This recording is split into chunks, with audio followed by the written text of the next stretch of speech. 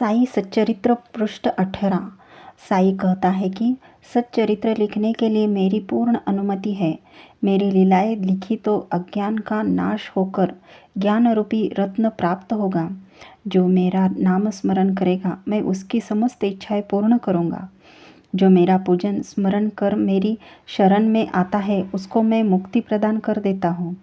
मेरी कथाएं सुनने मात्र से ही मुक्ति प्राप्त हो जाएगी। केवल साई साई के उच्चारण से समस्त पाप नष्ट होंगे। समीक्षा। साई साई उच्चारण से यदि पाप नष्ट होते हो तो साई भक्त इस राष्ट्र का भ्रष्टाचार तथा गरीबी नष्ट क्यों नहीं कर देते हैं। यदि बिना पुरुषार्थ केवल कथा सुनने से मोक्ष मिल सकता है तो हवाई जहाज बनाने की पुस्तक पढ़ने से हवाई जहाज क्यों नहीं मिलता है। वास्तव में ऐसी मन भावन और काल्पनिक बातें, गुड्डे गुड़ियों की कहानियाँ समाज को अच्छी लगती है। लोगों को मोक्ष भी चाहिए और कोई परिश्रम भी न करना पड़े। वास्तव में आज समाज को मोक्ष मुक्ति क्या है यह भी नहीं पता है। किसी का नाम स्मरण वो पूजन से मुक्ति तो क्या एक छोटी सी बीमारी ठीक नहीं हो सकती है। अतः कोई भी कार्य बिना कर्म किए सफल नहीं होता। ऐसे पाखंडी लोग समाज को निठल्ला और कर्महीन बना देते हैं। यदि कोई बलात्कारी व्यक्ति साई की कथा पढ़ेगा तो क्या उसको भी मुक्ति मिलेगी। साई ने यह बात तो बताई ही नहीं। वेद मुक्ति मार्ग के साधन है, पाखंडी मुक्ति मार्ग की अड़चन है। साई सच्चरित्र पृष्ठ 21। एक लंबा तगड़ा आदमी रात्रि के आठों प्रहार ऊंची व कर्कश आवाज में अल्लाह हो अकबर के नारे लगाता था। शिरडी में लोग दिन भर खेत में काम करके थके आते तो यह रात्रि में सोने नहीं देता था। लोगों ने साई से शिकायत की तो साई ने लोगों को आड़े हाथों लिया व कहा कि अपने काम से काम रखो। साई कहता है कि इसकी पत्नी बुरे स्वभाव की है, वह इसे तथा मुझे कष्ट देती है। वास्तव में उसकी कोई पत्नी न थी। साई का संकेत बुरे विचारों की ओर था। उसका पक्ष लेकर साई ने सभी जीवों पर अपना समान प्रेम दर्शाया था। समीक्षा। जैसे आजकल मस्जिदों में लगे लाउडस्पीकर लगाकर लोगों के दिन रात का चैन छीना जाता है, ऐसे ही साई की मस्जिद में भी ऐसा होता था। जब लोगों ने साई से शिकायत की तो साई ने एक गली के गुंडे की भांति सबको आड़े हाथों लिया। अब इस आड़े हाथों शब्द से क्या अर्थ लगाया जाए यह आप लोग विचार कर लेना। यदि उस व्यक्ति की पत्नी न थी तो पता चलता है साई महाधूर्त और झूठा भी था। वास्तव में लोगों की जिस पर श्रद्धा होती है वह चोर भी हो तो भी लोग कहेंगे कि नहीं, वह चोरी नहीं करता, बल्कि रात को लोगों के घरों में छिपकर जाता है और चुपचाप गुप्त दान देकर आता है। सीधी बात का उल्टा अर्थ और उल्टी बात का सीधा अर्थ लगाकर भक्त पाखंडी और दुष्टों को भगवान बना देते हैं। यदि पत्नी से साई का अर्थ बुरे विचारों से था तो भी एक बात तो साफ है कि बुरे विचार साई को भी परेशान करते थे। बुरे विचार साई को परेशान करते तो वो अल्लाह का नाम लेता था, तो क्या साई भक्त मुसलमान बनेंगे।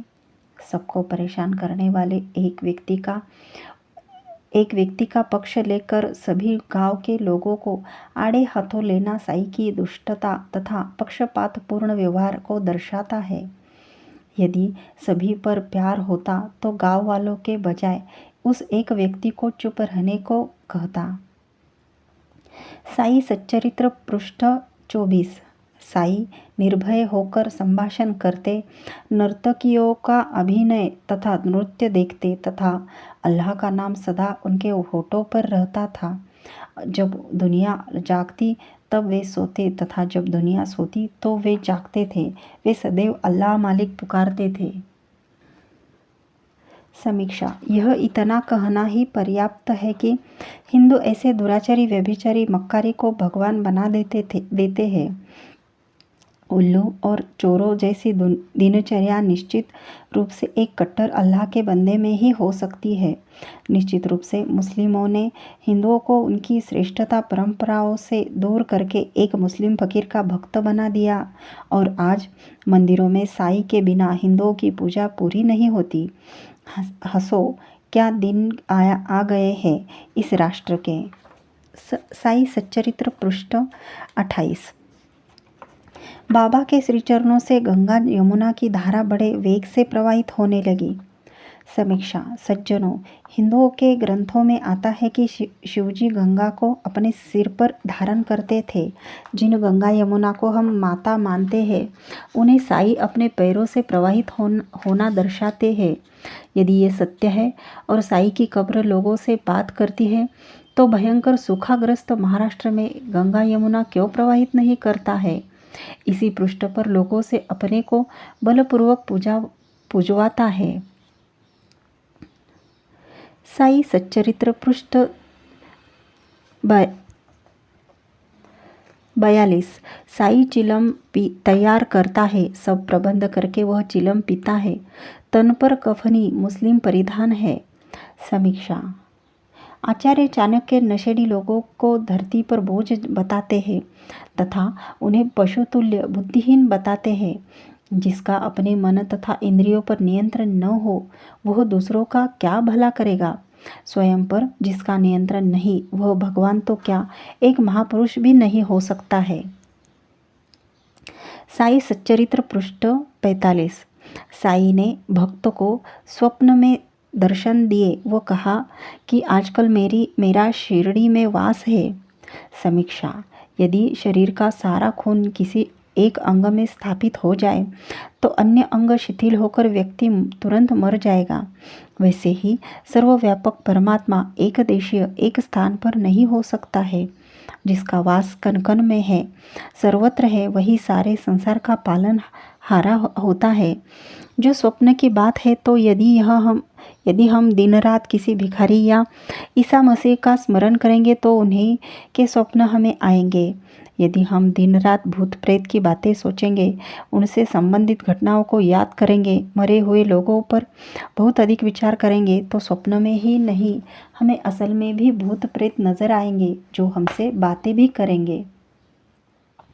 इसीलिए सभी व्यक्तियों को अपने अपने बाबाओं, गुरुओं, पीर, पैगंबरों के सपने आते हैं। एक राम रहीम के चेले को उसका गुरु राम रहीम ही सपने में दिखेगा, आशाराम नहीं।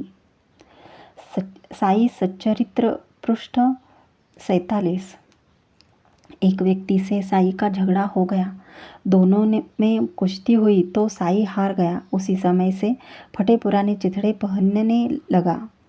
समीक्षा। जो व्यक्ति एक छोटी सी हार से टूट जाए तथा हीन भावना से भरकर नकली वैरागी हो जाए, उससे हम क्या प्रेरणा ले सकते हैं।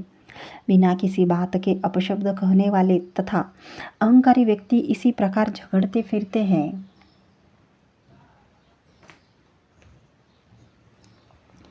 साईं सच्चरित्र पृष्ठ 48।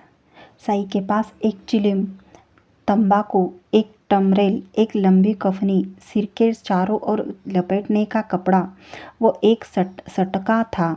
कपड़ों को कई हफ्तों तक साफ न करते तथा नंगे पैर रहते थे। वे सदा अल्लाह मालिक का उच्चारण करते रहते थे। समीक्षा। क्या साईं को साफ सफाई का महत्व नहीं पता था? यदि कोई कहे कि वो सच्चा वैरागी था, तो सुअर आदि पशुओं से बढ़कर वैरागी कोई नहीं है। सबसे बड़े वैरागी ऋषि महर्षि थे, जिन्होंने प्रतिदिन 2 समय स्नान तथा शुद्ध उजले वस्त्र पहनने का विधान किया है। जब स्वाइन फ्लू आदि फैलते हैं, तो सारे संसार को इस साफ सफाई के महत्व का पता चलता है। साईं सच्चरित्र पृष्ठ 45। रामनवमी के अवसर पर थोड़ा गुलाल साईं को लग गया तो वे एकाएक क्रोधित होकर उच्च स्वर में अपशब्द कहने लगे। समीक्षा। अब मैं क्या कहूँ। सारी रात अपनी मस्जिद से अल्लाह मालिक का शोर करवा के सबको परेशान करने वाले साईं को थोड़ा गुलाल क्या लग गया, वह आपाक हो बैठा। जो हिंदुओं और उनके त्योहारों को देखना भी पसंद नहीं करता था, आज उन्हीं हिंदू उसी के सामने गुलामों की भांति सिर झुकाए खड़े हैं। कट्टर मुस्लिम साई बातें तो हिंदू मुस्लिम एकता की करता था और कार्य सारे हिंदुओं के विरुद्ध करता था। क्या उसने कभी इतनी हिम्मत दिखाई कि स्वयं को अल्लाह कह सके, जैसे अपने को राम कृष्ण शिव से भी बड़ा दर्शाता था? यदि अपने को अल्लाह कहता अथवा उससे अपनी तुलना करता तो मुस्लिम लोग उसको ऐसी मार मारते कि कहीं लाश भी नहीं मिलती।